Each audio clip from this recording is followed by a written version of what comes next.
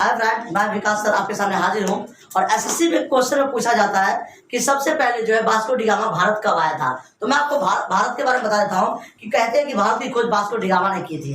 तो जानते हैं वास्को डी गामा कौन था, कहाँ से आया था। वास्को डी गामा पुर्तगाल से आने वाला एक यात्री था जो भारत में लगभग 20 मई 1498 को आया था। और ये पुर्तगाल का आने वाला एक यात्री था, पुर्तगाल देश से आया था और पुर्तगाल से वास्को डी गामा आया। जब वो भारत आया तो उसने भारत की अर्थव्यवस्थाएं देखी, उसे भारत से ललाहित हो गया, अट्रैक्ट हो गया। और जब भारत से उसे ज्यादा प्रोत्साहित मिला तो वो भारत में सबसे पहले केरल के राज्य में पहुंचा और केरल में उसने सबसे पहले मसालों की खोज की। तो गाइस आप जान सकते हैं वास्को डी गामा जो है सबसे पहला एक यात्री था जिसने भारत की खोज की। और उसका मानना था कि भारत में बहुत सारे जो अर्थव्यवस्थाएं बेस्ट है, यहाँ की मसाले स्पाइसेस, जो यहाँ की अर्थव्यवस्था, जो रहन सहन तौर तरीका।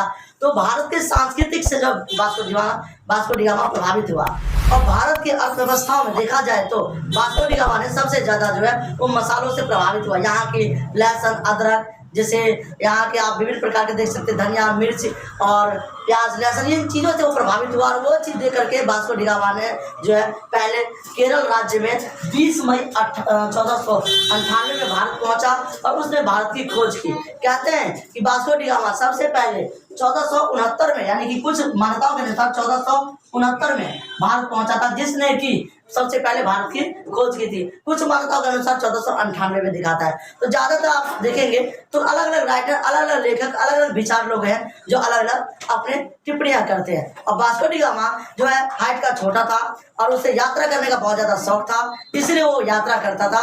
यात्रा के दौरान जैसे कि अन्य कई सारे नागरिक थे, जैसे कि इब्न बतूता, फ्रांसवा बर्नियर, तो मैं इन सब के बारे में आगे आपको बताऊंगा। लेकिन वास्को डी गामा जो था एक ऐसा यात्री था जिसने भारत की खोज की और भारत में आकर के उसने विभिन्न प्रकार के मसालों की खोज की। तो ये वीडियो के लिए आप क्या कहेंगे, आप हमें बता सकते हैं। जय हिंद, वंदे मातरम।